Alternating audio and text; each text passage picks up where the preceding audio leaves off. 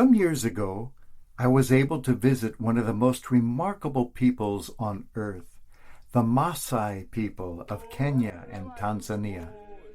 Noted for their elaborate jewelry, their elongated pierced earlobes, their brightly colored clothing, the Maasai tend herds of sheep, goats, and cattle. I visited one remote village and spoke to a very young shepherd there. This young man gave me a beautifully colored Maasai blanket to wrap around myself as they do so that I could pose for a picture. I took his shepherd's staff and stood there for the picture. I said to the boy, "Now I am a Maasai shepherd."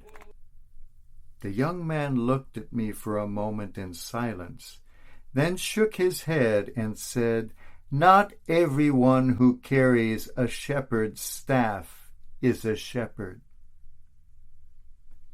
I thought about that a great deal. From time immemorial, going back even to ancient Egypt, the shepherd's staff has been a symbol of power. The pharaohs carried the staff to show their power, and this symbol was adopted by the church so that bishops also carry the shepherd's staff. It is good to be reminded that not everyone who carries a shepherd's staff is a shepherd. In 1938, the world was in a terrible crisis. The armies of Hitler were preparing themselves for the Second World War. On March 12th of that year, the Nazi armies of Hitler's Germany marched into the beautiful ancient land of Austria to annex it. One of the very first people in Vienna to welcome Hitler's troops with open arms was the Archbishop of Vienna, Cardinal Theodor Innitzer. The following day, Cardinal Innitzer published a tract of loyalty to Hitler. And on the 18th of March, the Austrian bishops issued a proclamation to the Catholics of Austria calling upon all Catholics to vote for Hitler and the annexation of their land to Nazi Germany. The Cardinal's cover letter was signed in his own hand, "Heil Hitler." Like sheep, the Austrian people followed that man carrying the staff. 99.7% of the voters followed the cardinal and their bishops and voted for Hitler. When Cardinal Innitzer cast his vote, he publicly raised his hand in the Nazi salute. A month later, to celebrate Hitler's birthday, Cardinal Innitzer ordered all Catholic churches to fly the swastika flag, ring the church bells, and offer prayers for their Führer. This was not the first time, nor the last time in history, that a church leader has been in bed with the far right to the detriment of the church and the detriment of humanity. He carried the shepherd's staff, yet not everyone who carries a shepherd's staff is a shepherd. At the same time, in the same country, there lived a poor young farmer by the name of Franz Jägerstätter. A very pious young man, Franz was sacristan in the local church. He read spiritual books and was a man of prayer. It bothered his conscience very much that he would be called upon to serve in this army he despised, serve a regime he knew to be evil, serve in a war in which he did not believe. He was the only one in his village who dared to defy the bishops and vote against Hitler.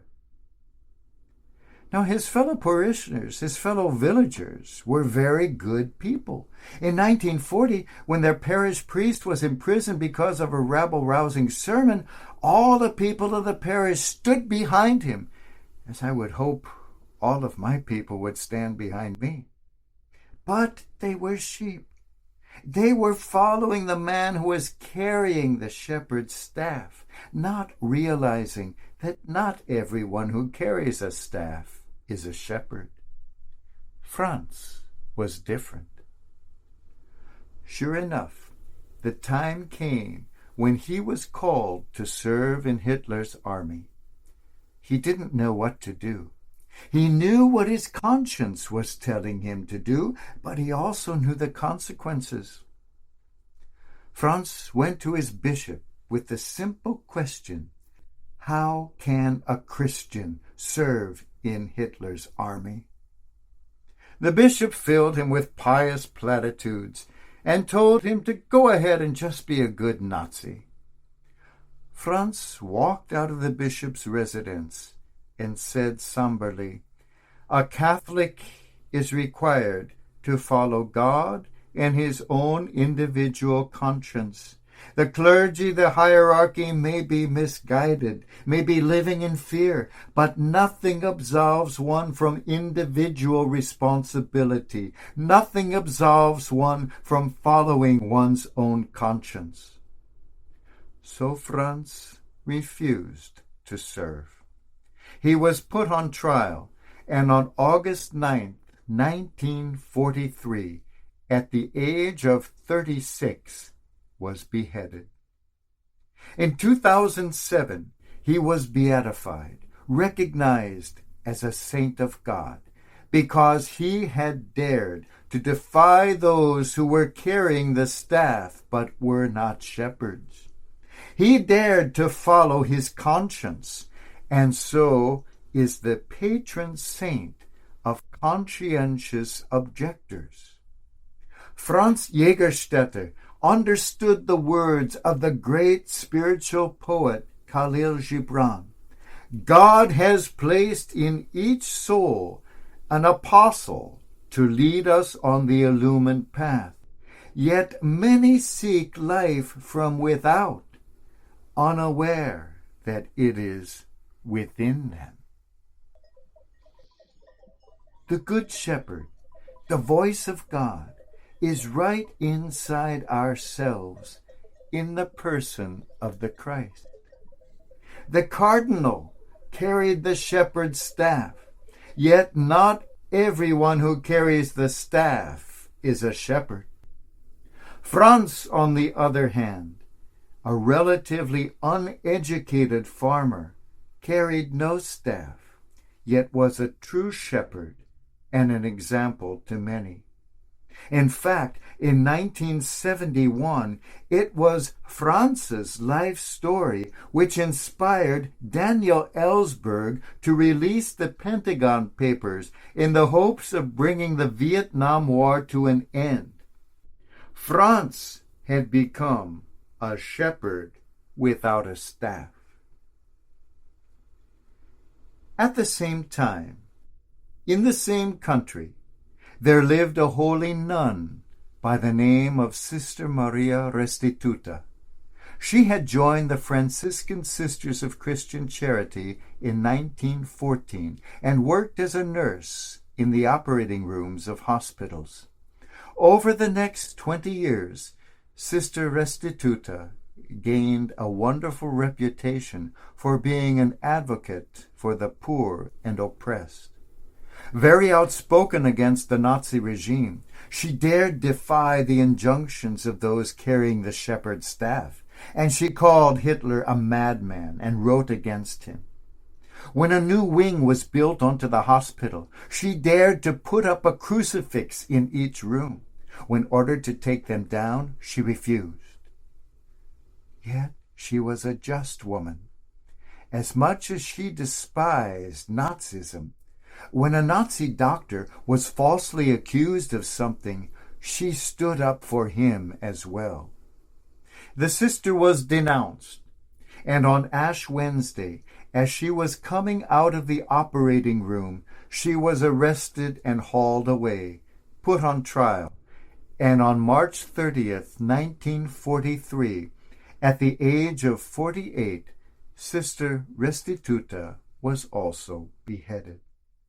She was beatified in 1998 for daring to follow not the man carrying the staff, but the Good Shepherd, whom she found in her soul, for daring to follow her conscience on the illuminated path. In those days, there were several in Austria who were carrying the shepherd's staff. Yet not everyone who carries the staff is a shepherd. The true shepherds were Sister Restituta and Franz Jägerstätter, who dared to follow the Good Shepherd, the true shepherd, and in so doing became shepherds to others.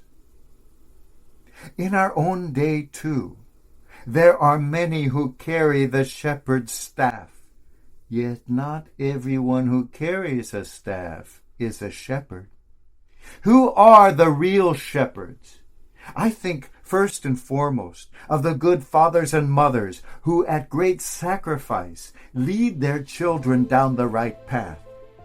For me personally, some of the true shepherds in my life, beginning in my childhood, have been the good sisters, who were always such an inspiration to me, and I venture to say to most of us. The sisters who have always been there defending and protecting the rights of the poor, the oppressed, and the marginalized. The sisters who have been there in our schools, our hospitals, our parishes. The sisters who have been working in social work and in so many other fields, caring for God's people as unrecognized shepherds. Into the hands of these good sisters, no staff will ever be placed, except maybe a ruler. But they have been and continue to be true shepherds in our church. Let us all look into our soul and find there that good shepherd, that voice of God, that Christ who leads us upon the illumined path, that Christ who has no staff other than the cross of pain, of life, of love. And let us dare to follow that Christ, that good shepherd, that God-given conscience of ours, so that, like Blessed Franz and Blessed Restituta, we too may become good shepherds to the world.